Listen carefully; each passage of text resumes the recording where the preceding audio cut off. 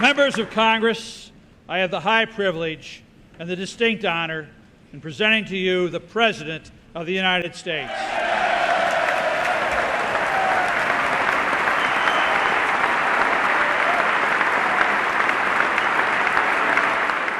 Our second goal is to prevent regimes that sponsor terror from threatening America or our friends and allies with weapons of mass destruction. Some of these regimes have been pretty quiet since September the 11th, but we know their true nature. North Korea is a regime arming with missiles and weapons of mass destruction while starving its citizens. Iran aggressively pursues these weapons and exports terror, while an unelected few repress the Iranian people's hope for freedom. Iraq continues to flaunt its hostility toward America and to support terror. The Iraqi regime has plotted to develop anthrax and nerve gas and nuclear weapons for over a decade. This is a regime that has already used poison gas to murder thousands of its own citizens, leaving the bodies of mothers huddled over their dead children. This is a regime that agreed to international inspections, then kicked out the inspectors. This is a regime that has something to hide from the civilized world.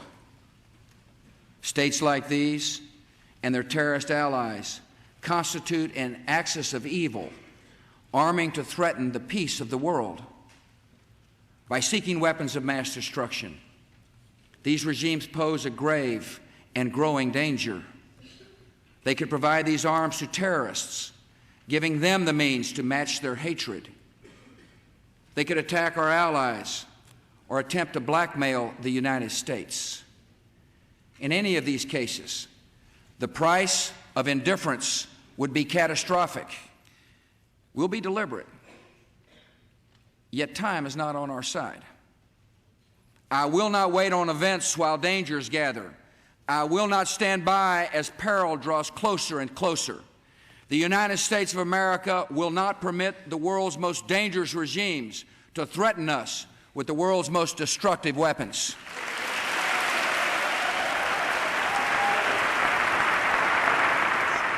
President Bush wins a big one as both the House and Senate delay, debate, then approve resolutions authorizing military force in Iraq. I will vote to give the President the authority he needs. But I respect those who reach different conclusions. For me, the deciding factor is my belief that a united Congress will help the President unite the world. There is no such thing as a Democrat or Republican war. We vote on this resolution in the same way brave young men and women in uniform will fight and die as a result of our vote, as Americans. Saddam is dangerous. The world would be a better place without him. But the reason he poses a growing danger to the United States and its allies is that he possesses chemical and biological weapons. President Bush did not lash out precipitously at Iraq after 9/11. He did not snub the UN or our allies. He did not dismiss new inspection regimes. He did not ignore Congress. At each pivotal moment, he has chosen a course of moderation and deliberation, and I believe he will continue to do so. At least that is my fervent hope. I wish he would turn down the rhetorical excess in some cases, because I think it undercuts the decision he ends up making. But in each case, in my view, he has made the right, rational, and calm, deliberate decision. In the 4 years since the inspectors left, intelligence reports show that Saddam Hussein has worked to rebuild his chemical and biological weapons stock, his missile delivery capability, and his nuclear program. This is a very difficult vote. This is probably the hardest decision I've ever had to make. Any vote that might lead to war should be hard, but I cast it with conviction. And let me thank the over 5,000 people in the state of Vermont who emailed, called, and wrote to me and said, do not support legislation that will allow the President of the United States to unleash a unilateral attack against Iraq.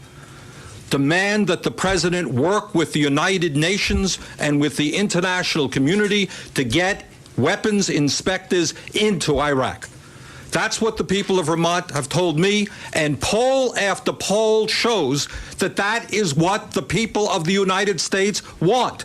We may have been in the minority today, but I have no doubt that we are representing the vast majority of the people who are scared to death about the possibility that the United States could set a precedent of a unilateral invasion of a country which could trigger disastrous results from China, Russia, and every other country in the world, who will then say, if the United States thinks it can go to war anytime it wants, why can we in China not do the same? We in Russia not do the same? I don't oppose war in all circumstances, and when I look out over this crowd today, I know there is no shortage of patriots or patriotism.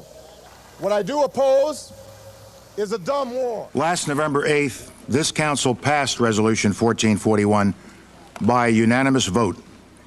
The purpose of that resolution was to disarm Iraq of its weapons of mass destruction.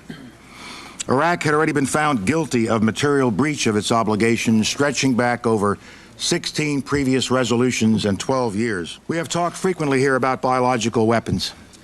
By way of introduction and history, I think there are just three quick points I need to make.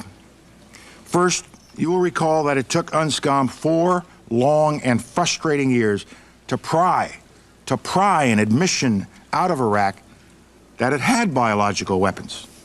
Second, when Iraq finally admitted having these weapons in 1995, the quantities were vast. Less than a teaspoon of dry anthrax, a little bit about this amount. This is just about the amount of a teaspoon. Less than a teaspoonful of dry anthrax in an envelope shut down the United States Senate in the fall of 2001. This forced several hundred people to undergo emergency medical treatment and killed 2 postal workers just from an amount just about this quantity that was inside of an envelope. Iraq declared 8,500 liters of anthrax, and Saddam Hussein has not verifiably accounted for even 1 teaspoonful of this deadly material. And that is my third point, and it is key. The Iraqis have never accounted for all of the biological weapons they admitted they had, and we know they had. They have never accounted for all the organic material used to make them, and they have not accounted for many of the weapons filled with these agents, such as their R-400 bombs. This is evidence, not conjecture. This is true. This is all well documented. Dr. Blix told this council that Iraq has provided little evidence to verify anthrax production and no convincing evidence of its destruction. Saddam Hussein has chemical weapons. Saddam Hussein has used such weapons. And Saddam Hussein has no compunction about using them again against his neighbors and against his own people. We have no indication that Saddam Hussein has ever abandoned his nuclear weapons program. On the contrary, we have more than a decade of proof that he remains determined to acquire nuclear weapons. Iraq today harbors a deadly terrorist network headed by Abu Musab al-Zarqawi, an associate and collaborator of Osama bin Laden and his al-Qaeda lieutenants. Zarqawi, a Palestinian born in Jordan, fought in the Afghan war more than a decade ago. Returning to Afghanistan in 2000, he oversaw a terrorist training camp. One of his specialties, and one of the specialties of this camp, is poisons. When our coalition ousted the Taliban, the Zarqawi network helped establish another poison and explosive training center camp, and this camp is located in northeastern Iraq. And you see a picture of this camp. The network is teaching its operatives how to produce ricin and other poisons. After we swept al-Qaeda from Afghanistan, some of its members accepted this safe haven. They remain there today. Over 3 months ago, this council recognized that Iraq continued to pose a threat to international peace and security, and that Iraq had been and remained in material breach of its disarmament obligations. Today, Iraq still poses a threat, and Iraq still remains in material breach. We wrote 1441 not in order to go to war. We wrote 1441 to try to preserve the peace. We wrote 1441 to give Iraq one last chance. Iraq is not so far taking that one last chance. You see pictures of the people of Iraq. Each of their lives is as worthy as yours or mine or the person we love the most. It's our duty to see that our government doesn't destroy those lives, committing the worst crimes known to humanity. First, the crime against peace. The first offense in the Nuremberg Charter. And a war of aggression is the greatest crime against peace because there's no war until there's a war of aggression. That's exactly what they're planning to do. Thou shalt not kill. We don't want your daddy's war. 1, 2, 3, 4. We don't want your daddy's war. 1, 2, 3, 4. We don't want your daddy's war. 1, 2, 3, 4. We don't want your daddy's war. 1, 2, 3, 4. We don't want your daddy's war. Hey, hey, no ho. Bush's war has gotta go. Hey, hey, no ho. Bush's war has gotta go. Hey, hey, no ho. Bush's war has gotta go. Hey, hey, no ho. Bush's war has gotta go. Peace. We want it now. We want peace. Now. Peace. Now. Stop bomb. Bush, stop bomb. Bush, stop bomb. Bush, stop bomb. Bush, stop bomb. Bush, stop bomb. Peace. Peace for Iraq and all oppressed people. It's also just us. Stop the war in the oppressed communities, the African communities of the world. My name is Shadi Hasri, as you just heard. I'm a member of the General Union of Palestine Students. If the U.S. is truly interested in ridding the Middle East of weapons of mass destruction, they should disarm Israel, the only country in the region who does have such weapons. No war in Iraq! No war in Iraq.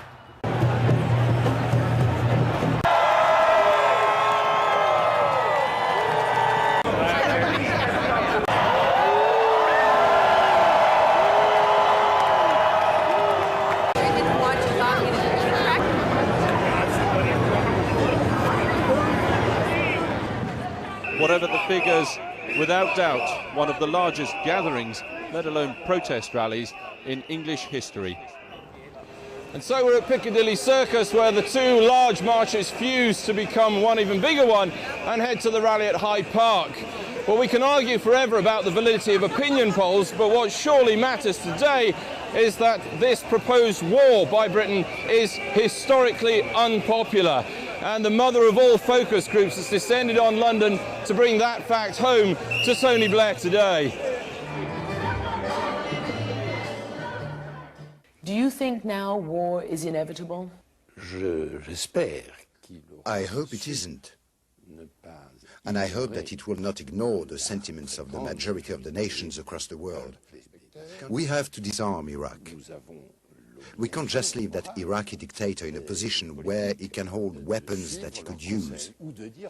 But we have to do it under the most reasonable conditions, the most normal conditions. I think that the relationship between the French and the Americans, the human relationship, is a relationship of friendship, of love even, I would say. But if I see my friend, or someone I dearly love, going down the wrong path, then I owe it to him to tell him, to warn him, be careful. Exige qu'on lui dise attention. Moi, j'ai une certaine expérience de la vie politique. From my experience on the international political stage, I'm telling my American friends, beware, be careful.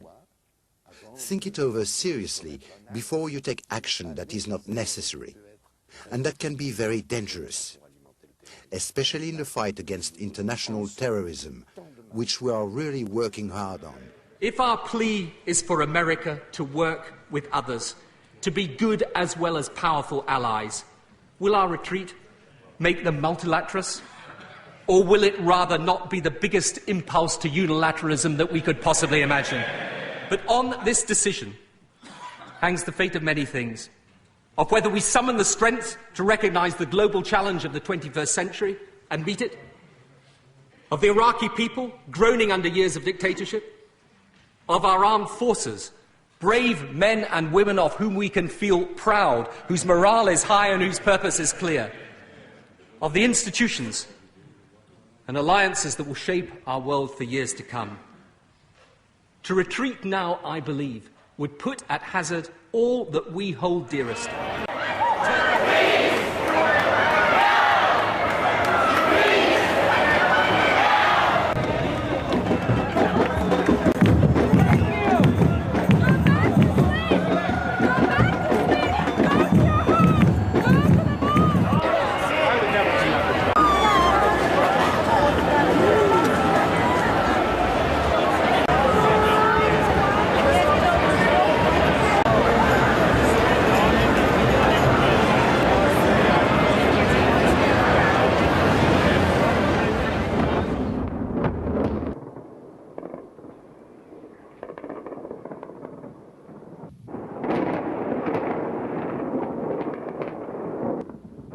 At this hour, American and coalition forces are in the early stages of military operations to disarm Iraq, to free its people, and to defend the world from grave danger.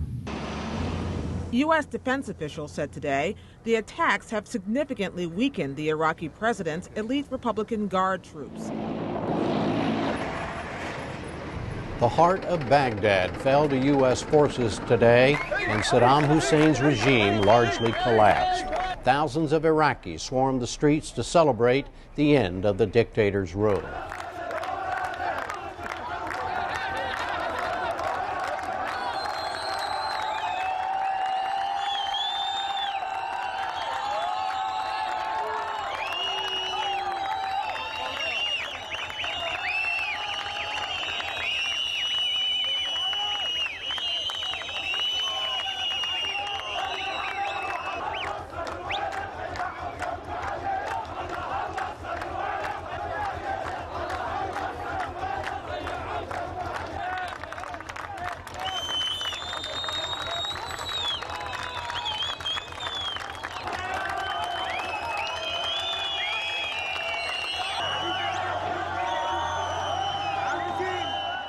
This is the scene in central Baghdad. Earlier today, we saw this crowd, this small crowd that has swelled to this now, taking off their shoes, throwing them at this statue, which is a deeply insulting Arab gesture. It looks like it might be coming down. Before they Here we started. go.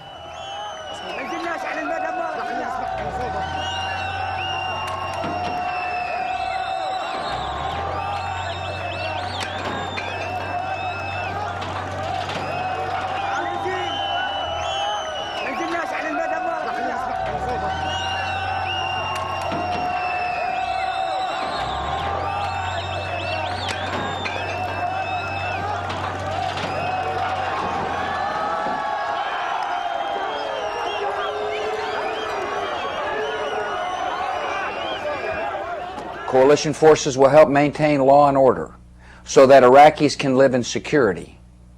We will respect your great religious traditions, whose principles of equality and compassion are essential to Iraq's future. We will help you build a peaceful and representative government that protects the rights of all citizens. And then, our military forces will leave. Meanwhile, U.S. forces continue to battle sporadically against pockets of Iraqi resistance in the city. Go! U.S. troops stepped up security at checkpoints throughout the capital this evening after a suicide bomber blew himself up at a checkpoint near the Palestine Hotel. 4 Marines were wounded. I think it confirms everything we've expected coming here. We came here, looking for a fight. And when you're fighting a guy whose regime has systematically raped and tortured his own people, for so many years, we expected all the dirty tricks to come out. 세계의 평화와 안전을 엄중히 위협하고 있다. 조선민주주의 인민공화국 정부는 전쟁을 반대한다. 주권국가의 자주권과 인권을 침해하는 전쟁 행위는 그 어떤 경우에도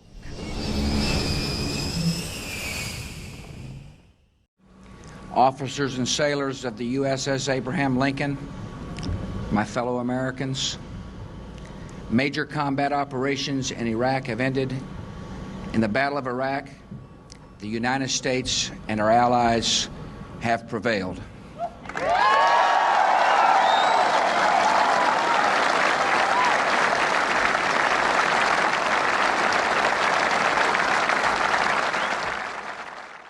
The United States is not allowing Hans Blix or his weapons inspectors back into Iraq to resume the search for weapons of mass destruction. The wealth of material collected by his inspectors has not been called on by the US search team. Yet Dr. Blix says he was shocked at the quality of the intelligence material he received from the Americans and British. If you look at the interpretation that the Americans took on their intelligence material, we can't exclude the notion that Iraq did have and does have weapons of mass destruction, and that they did pose a clear and present danger. Isn't that true? Oh, that's possible. They could have them, and if they assume that they had them, well, then they could pose a danger, though Iraq as a whole, of course, could not pose the same danger in 2003 as they did in 1991. If Saddam had nothing to hide, had no weapons of mass destruction, he could have opened the doors. Do you believe that the US is right in interpreting his actions as those of a man who has something to hide, and that something was weapons of mass destruction? Well, if in due course no one finds anything, then that interpretation was wrong. Then you have to find some other reason why they behaved as they did. There are some who feel like that if they attack us, that we may decide to leave prematurely. They don't understand what they're talking about if that's the case. Let me finish. There are some who feel like that, you know, the conditions are such that they can attack us there. My answer is bring them on. that 80. A truck bomb exploded outside the United Nations headquarters in Baghdad today, killing at least 20 people inside, including the chief of the UN's mission in Iraq. 100 were injured. Many had to be pulled from the collapsed portion of the three-story structure. The coalition has undertaken a noble cause here, which is to secure the peace, stabilize Iraq, and give it a growing, vibrant economy in freedom. We will do that. There will be ups and downs. There will be days like today which are clearly tragic. But there is absolutely no question that the coalition intends to stay the course here.